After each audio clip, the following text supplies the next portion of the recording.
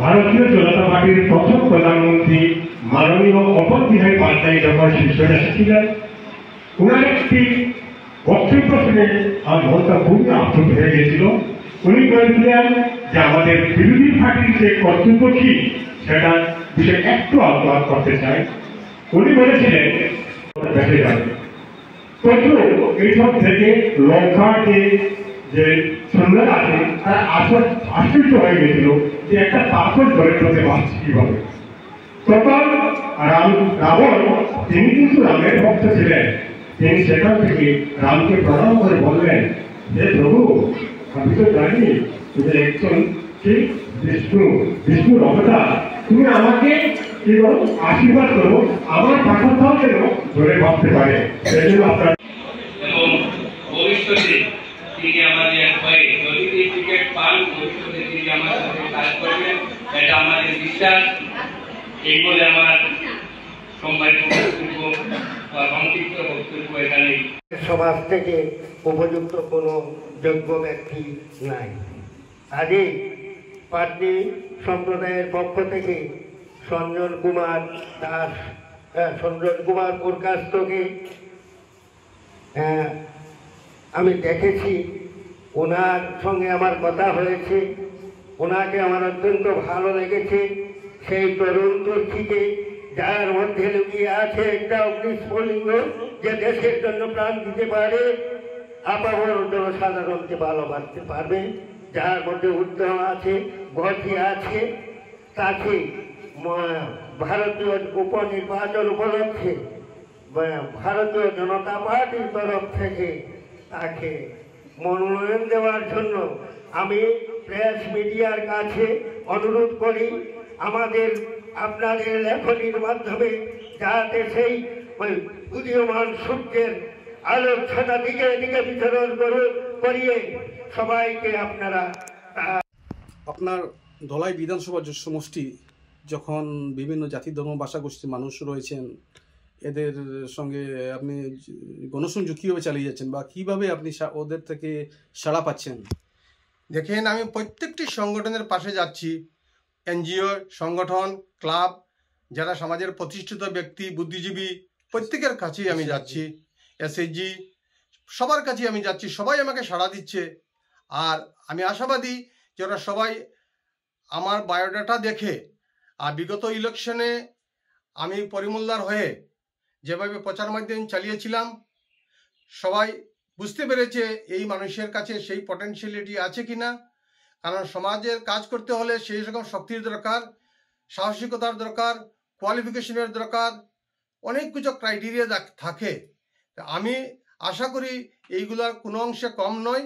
আমার মনে হয় ধলাই কনস্টিটিউয়েন্সিতে এখন পর্যন্ত যে সকল ব্যক্তিত্বের নাম শোনা যাচ্ছে, আমার মনে হয় আমার এই বায়োডাটা ক্রাইটেরিয়ার সাথে কারোর কোনো সম্পর্ক হওয়ার কোনো চান্স নেই। যদি যোগ্যতার বিচার করা হয় আর কোয়ালিটি মানুষের দরকার হয়, ভারতীয় জনতা পার্টি আমার মনে হয় সেই রকম ব্যক্তিত্বকে গুরুত্ব দেবে। কারণ আজকাল কোয়ালিটিলেস অনেক ক্যান্ডিডেট আছেন, প্রতিভাশালী এমএলএ আছেন, সেকেন্ডের মধ্যে পদ পরিবর্তিত হতে চলেছে। কারণ আজকাল নরেন্দ্র মোদীর দৃষ্টিভঙ্গি সেটা যে কোয়ালিটি ম্যান, যে কাজ করতে পারবে সততার সহিত, সবকা সাথ সবকা বিকাশ যে করতে পারবে, সেই রকম ব্যক্তিত্বের দরকার। আমি আশাবাদী মাননীয় চিফ মিনিস্টার এবং শিলচর ডিস্ট্রিক্ট কমিটি এই বিষয়টিকে ভালোভাবে দেখবে। কে সিনিয়র কে জুনিয়র তার কোনো মাহাত্ম্য নেই। যদি কোয়ালিটি না থাকে আর সততা না থাকে, নিষ্ঠা না থাকে, তাহলে সমাজের এই সুন্দর কাজটুকু বাস্তবায়িত করা অনেক দুষ্কর হয়ে পড়বে। আমি আশাবাদী এই কথাগুলির উপরে গুরুত্ব দেবেন, এইটুকুই আমি বলতে চাই। নমস্কার। আপনি আর কিছু বলবেন? ধন্যবাদ পুরকাস্ত মহাশয়। ধন্যবাদ সঞ্জন কুমার পুরকাস্ত। আচ্ছা, আপনি যদি বিধায়ক নির্বাচিত হন তো কোন কোন বিষয়ের উপরে আপনি গুরুত্ব দেবেন?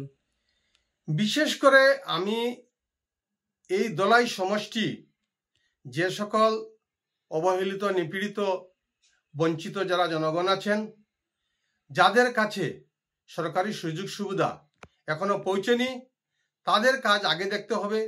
এই এলাকার যত ধরনের উন্নয়ন করার দরকার মনে হয় জনসাধারণের ডিমান্ড আসবে, সেই ডিমান্ডগুলোকে আমি ফুলফিল করার জন্য আমি মাননীয় চিফ মিনিস্টারের শরণাপন্ন হব। যদি আমি পাই আর বিজয়ী হব সেটা আমার আশাবাদী, কারণ ভারতীয় জনতা পার্টি টিকিট পেলে আমি এই কাজগুলা অনেক সুন্দরভাবে করতে পারবো। তাছাড়াও ভারতে মোদিজির মিশন 2047 এই বিকশিত ভারতের যে স্বপ্ন, এই সাকার যদি করতে হই, তাহলে বিভিন্ন জাতিগোষ্ঠী সমাজের অবহেলিত নিপীড়িত মানুষের পাশে দাঁড়াতে হবে, তাদেরকে নিয়ে আগ বাড়িয়ে যেতে হবে। সেটা আমি করব, সেটা আমার সংকল্প। আমার রাস্তাঘাট যে সকল ডিমান্ড আসবে সব কিছু বিষয়ে আমি আলোকপাত করব, জনগণের পাশে দাঁড়াবো, সুখে দুঃখে তাদের পাশে থেকে আমি কাজগুলো করে যাব, সেটাই আমার সংকল্প।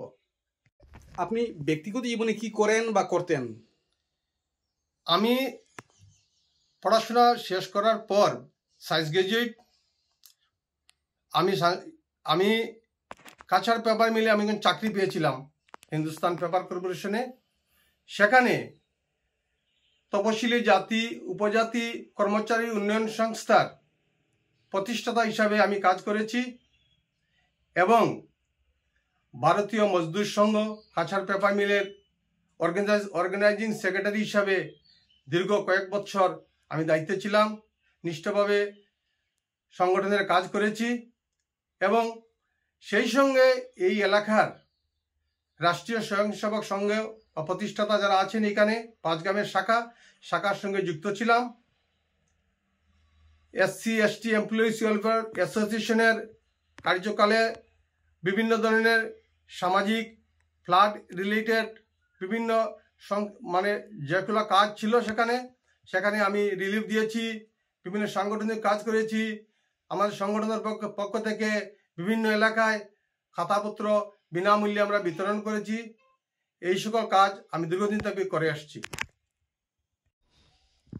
বিকশিত ভারত 2047 টার্গেট, সেই সুবাদে আমাদের সেইভাবে তৈরি হওয়া দরকার, যাতে এই এলাকার প্রত্যেকটি জাতিগোষ্ঠী সমাজের উন্নয়ন একই সাথে হয়।